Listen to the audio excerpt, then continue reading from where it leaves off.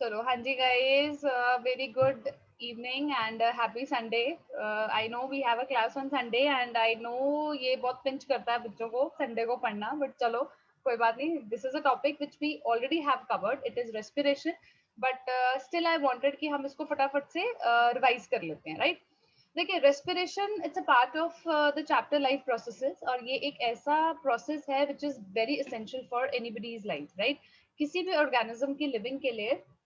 Okay, yes Kushal, you are right.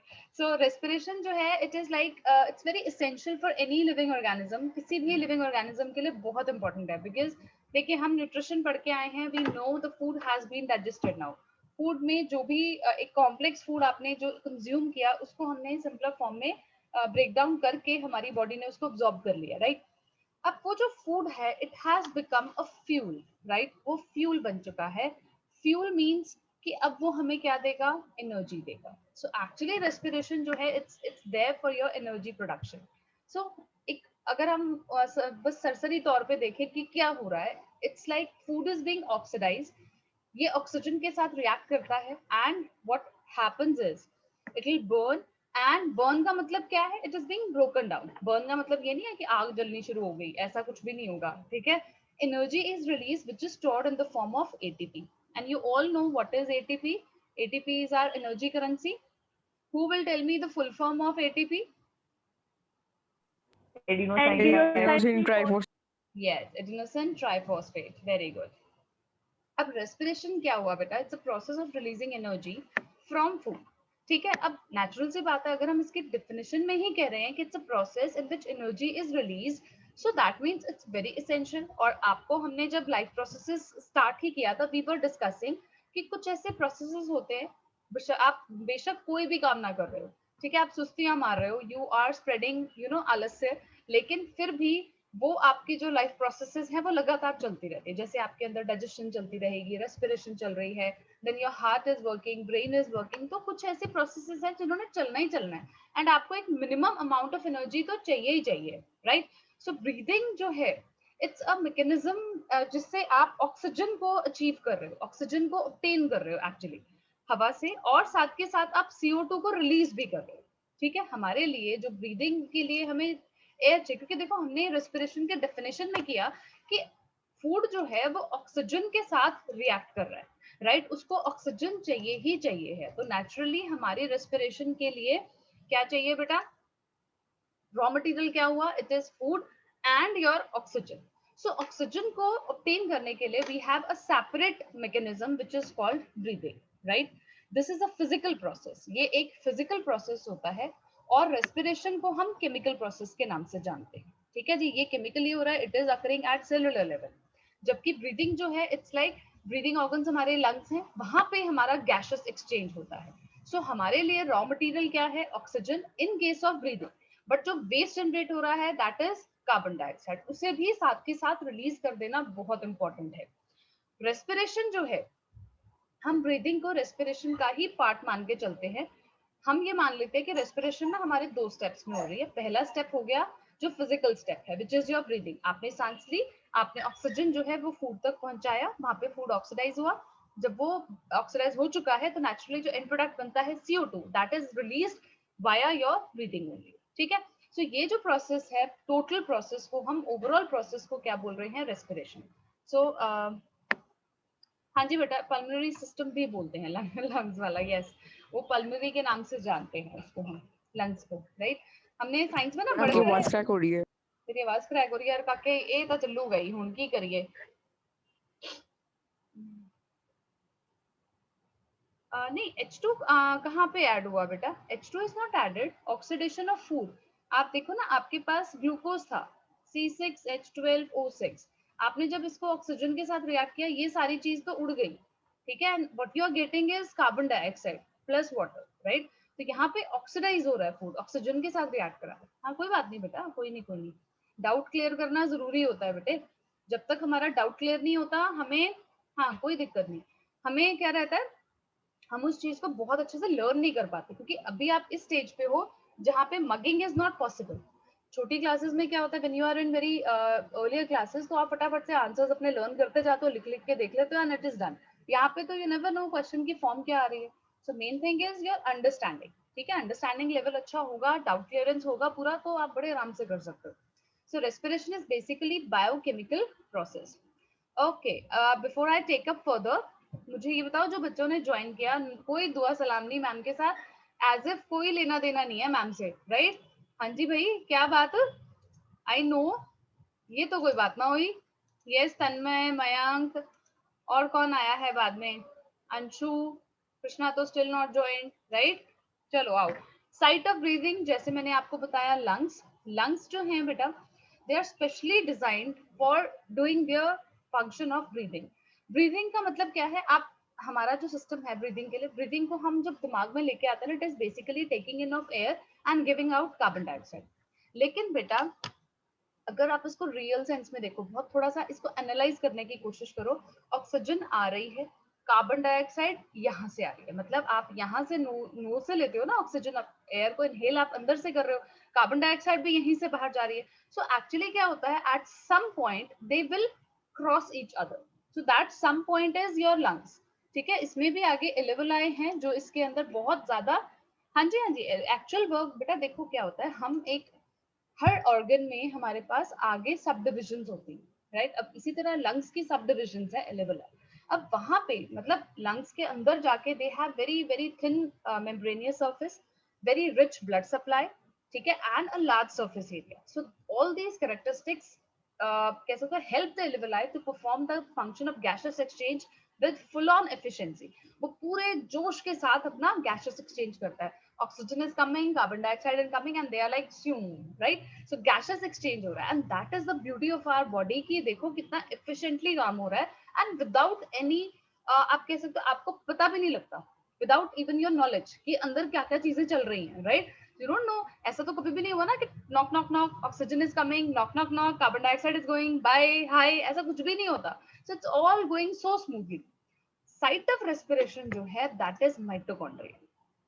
ठीक है, वो हम उसे बोलते हैं माइटोकॉन्ड्रिया, क्योंकि देखो इसके पीछे रीजन जो है वो है कि आपका जो रेस्पिरेशन है वो हमारा पर्पस रहता है। वैसे तो देखो जो रेस्पिरेशन स्टार्ट होना है वो साइटोप्लाज्म से ही शुरू हो जाता है, लेकिन हम यहाँ पे बात कर रहे हैं हमारे एरोबिक रेस्पिरेशन की, क्योंकि जो मैक्स एनर्जी निकलती है वो एरोबिक रेस्पिरेशन में निकलती है, एंड उसके लिए हमें उस कंपाउंड को कहाँ तक लेके जाना पड़ता है, माइटोकॉन्ड्रिया।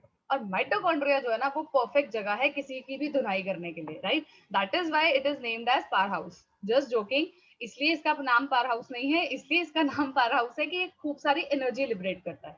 जैसे हमारे यहाँ पे इलेक्ट्रिक पावर स्टेशन होते हैं, राइट? हम उसको क्यों बोलते हैं? सो इसका क्या मतलब हुआ कि पावर स्टेशन मतलब ये हमारे सेल का पावर स्टेशन है, it is giving us the energy, वो एनर्जी दे रहा है, एनर्जी लिबरेट कर रहा है। रेस्पिरेशन को आप बिल्कुल ऑपोजिट ऑफ फोटोसिंथेसिस लेके चल सकते हो, बिल्कुल ऑपोजिट है। जो एनर्जी प्रोड्यूस होती है that is stored in the form of ATP in respiration. ADP बनता है, एडीपी में अगर आप इनऑर्गेनिक फॉस्फेट ऐड करते हो along with some energy then ATP is formed. Yes beta, till here any doubt? No, ma'am. Sure. Yes, ma'am. हाँ जी Kushal, I know that is the reason, इसीलिए आई एम वरिड। चलो आओ, अब हम बात करते हैं हमारी रेस्पिरेशन की। देखो रेस्पिरेशन बड़ी इंपॉर्टेंट है और इसके बारे में जानना हमारे लिए क्या बोलते हैं, बहुत इंपॉर्टेंट है, राइट? हम को यही मान लेते हैं इंपॉर्टेंट है। चलो, अब एनर्जी को, जब भी हमारे सेल को एनर्जी चाहिए वो क्या करेगा, वो एटीपी को ब्रेक डाउन कर लेता है। ठीक है, वो ब्रेक डाउन कर लेगा, ठीक है जी। ब्रेक डाउन करते ही क्या होता है, नहीं बच्चा, विलाए तो रेस्पिरेशन में कहाँ आ गए बेटा, विलाए तो it's there in small intestine. Nutrition और रेस्पिरेशन की खिचड़ी नहीं पकानी हमने, इसके लिए जो अब्सॉर्बिंग ऑर्गन होगा वो भी मैं आपको बताऊंगी, बट इट्स नॉट विलाए। ठीक है, चलो आओ। देखो जब सेल को एनर्जी चाहिए तो नेचुरली भाई हमारे को शॉपिंग पे जाना है, तो क्या करेंगे, करेंसी निकाली और शॉपिंग करी। इसी तरह से हमारे लिए क्या हुआ बेटा कि शॉपिंग सेल के लिए क्या मतलब होता है, अपने बेसिक प्रोसेसेस को कैरी ऑन करना। सो वो एटीपी को लेता है, उसको ब्रेक डाउन करेगा एंड एनर्जी इज रिलीज्ड। अब देखिए फर्स्ट स्टेप जो है ना, अब इसको ध्यान से समझना, first step is very important and it is common to every kind of respiration. जोन सी मर्जी रेस्पिरेशन होगी, ये फर्स्ट स्टेप तो होगा ही होगा, ठीक है। इस फर्स्ट स्टेप को हम बोलते हैं ग्लाइकोलाइसिस। ग्लाइको बोले तो ग्लूकोज, ठीक है बेटा जी, और लाइसिस बोले तो ब्रेकिंग, किसी ग्लूकोज को तोड़ना is known as glycolysis. Clear है?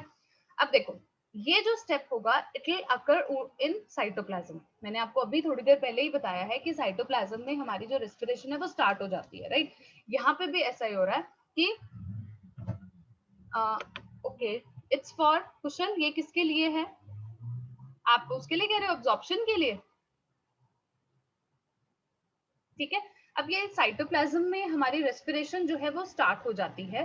कैसे स्टार्ट हो रही है? फर्स्ट स्टेप इज ग्लाइकोलाइसिस, मतलब हम ग्लूकोज को तोड़ना शुरू कर देते हैं। इसके लिए आपको एक्चुअली क्या होता है, हम इसकी ऑक्सीडेशन कर रहे हैं बट इसके लिए ऑक्सीजन नहीं चाहिए। आपको पता है ना, ऑक्सीडेशन का कंसेप्ट हमारा हाइड्रोजन की रिमूवल से भी होता है, ठीक है। हाइड्रोजन के रिमूवल का मतलब भी ऑक्सीडेशन होता है। सो ऑक्सीडेशन का हर बार ये मतलब नहीं होता कि आप ऑक्सीजन को ही ऐड कर रहे हो। इसके तीन कंसेप्ट होते हैं, एक ऑक्सीजन से रिलेवेंट होता है, एक हाइड्रोजन से रिलेवेंट होता है, और एक आपका इलेक्ट्रॉन से रिलेवेंट होता है, राइट। तो यहाँ पे ऑक्सीजन वाला जो कंसेप्ट है वो नहीं यूज किया गया। तो फर्स्ट स्टेप में ग्लाइकोलाइसिस में वी डोंट नीड ऑक्सीजन, ये सबके लिए कॉमन होता है। आपका ग्लूकोज जो है वो टूट के ऑक्सीडाइज होके उसने क्या बनाया बेटा?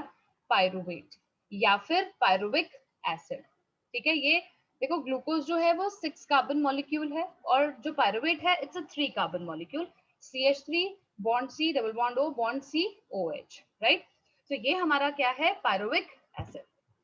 अब डिपेंड करता है हमारे ऑक्सीजन की अवेलेबिलिटी पे। अगर ऑक्सीजन अवेलेबल है, मतलब देयर इज एरोबिक रेस्पिरेशन। जब ऑक्सीजन प्रेजेंट है तो उस टाइप की रेस्पिरेशन को हमने क्या बोलना है बच्चे? इट इज एरोबिक रेस्पिरेशन, ठीक है। अब हम क्या करेंगे, क्योंकि आपको पता है एरोबिक मतलब फुल ऑन मैक्सिमम एनर्जी आपने टेक आउट करनी है, राइट। जो वो मैक्सिमम एनर्जी हमने टेक आउट करनी है उसके लिए हम क्या करेंगे, हमारा जो पायरुवेट है उसे लेके जाएंगे हमारी धुनाई मशीन में, विच इज योर माइटोकॉन्ड्रिया, ठीक है, विच इज माइटोकॉन्ड्रिया, ठीक है। अब पायरुवेट कहाँ चला गया बेटा? माइटोकॉन्ड्रिया में।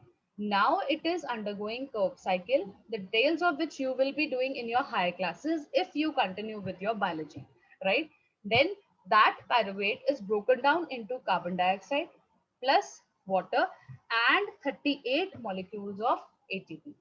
Is this clear? Aerobic respiration is clear? ठीक है जी। अब नेक्स्ट पे आ जाओ।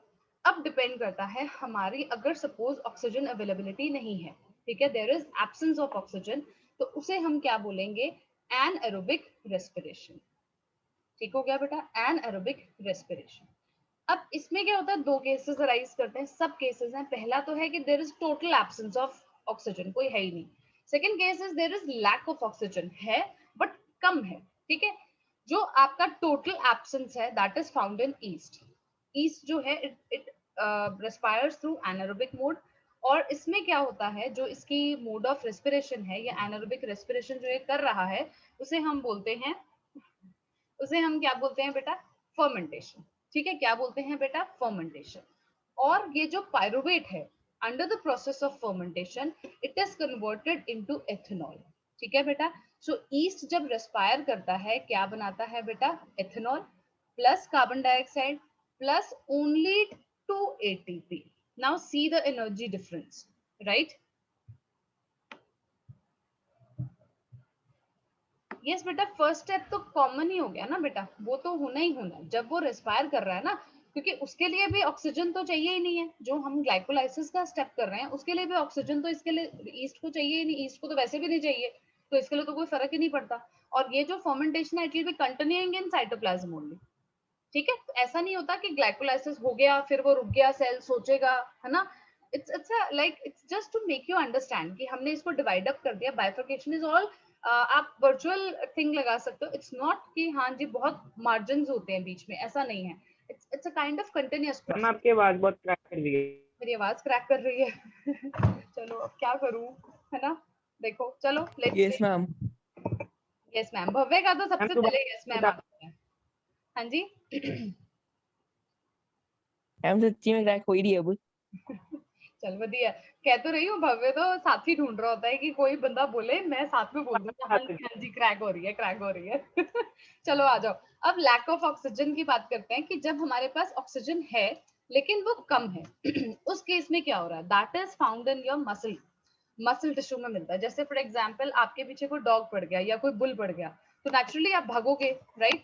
आप भागोगे तो आपको एनर्जी चाहिए, एंड रेट ऑफ रेस्पिरेशन जो है वो इतनी तेज हो जाती है, उसके बाद आप भाग रहे हो भाग रहे हो भाग रहे हो, कुछ हद के बाद जाके आप उतनी जल्दी जल्दी ऑक्सीजन को इनहेल नहीं कर सकते हो। The rate can not match with the rate of usage of oxygen. तो उस केस में हमारी बॉडी ये डिसाइड करती है, भैया इमरजेंसी, जो आ रहा है उसी से काम चलने दो, मतलब जितनी ऑक्सीजन मिल रही है उसी से ही ब्रेक डाउन शुरू कर दो, because you need energy to run. तो उस केस में क्या होता है, पायरुवेट जो है it is broken down into lactic acid and 2 ATP, just 2 ATP और लैक्टिक एसिड बन रहा है। कहाँ 38 एटीपी बनने थे, राइट? और कहाँ सिर्फ 2 एटीपी बन रहे हैं। क्लियर है? अब ये जो लैक्टिक एसिड है ये बन तो गया, ठीक है, बट इसकी प्रॉपर्टी क्या है, it tends to accumulate in the muscle tissue. ये बहुत जल्दी हमारी बॉडी से एक्सक्रीट आउट नहीं होता है, इट टेक्स टाइम, राइट? तो उसके एक्यूमुलेशन की वजह से you get that muscle cramps. तो एकदम से मसल क्रैम्प्स आने शुरू हो जाते हैं। तो chemical which is behind your muscle cramps, that is lactic acid. ये शायद एक बड़ा कॉमन फिनोमेना है। अगर आप काफी दिनों के बाद भाग रहे हो या आप रनिंग पे जा रहे हो या you are in a game और आप बहुत दिनों के बाद जाते हो तो मसल क्रैम्प्स आते ही आते हैं, right? I think most of the boys must be familiar with this, right? Yes, ma'am.